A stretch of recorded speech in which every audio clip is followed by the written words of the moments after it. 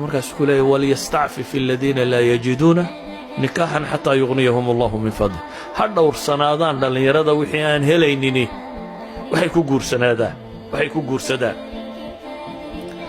wuxuu nebigu lahaa calayhi salaatu wasalaam ina rabbaka la yacjab lishaabi laa sabwata lah ilaahay waa la yaabaa nin dhallinyaro ah oo aan weecad lahayn quman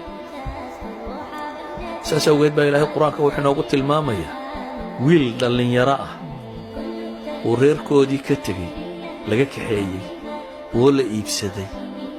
oo addoon laga dhigtay oo guri boqortooyo jooga oo boqoraddii hunguraysay boqorkuu tuuqabay hunguraysay oo diidan way isku dayday inay xoog ku kafsato waqallaqat ilabwaaba wa qaalat hayta lak wax walba intay u hagaajistay tiri soo dhowow oo ku yidhi macaad allah ilaahay baan ka magan galay oo markuu diiday ay istidhi kufso oo u cararay oo orodkii albaabka uu kula kulmay ninkeedii oo saa kaga baxsaday oo ay haddana khidad kala degtay oo ay leedahay lain lam yafcal maa aamuruh waxa aan ka rabo hadduu samayn waayo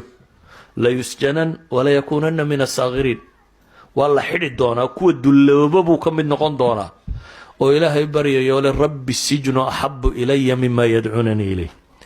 ilaahu aniga agtayda xabsigaa lagaga kalgacayl badan yahay waxay igu yeedhayaan yacni muctaqadkiisaa dhisnaa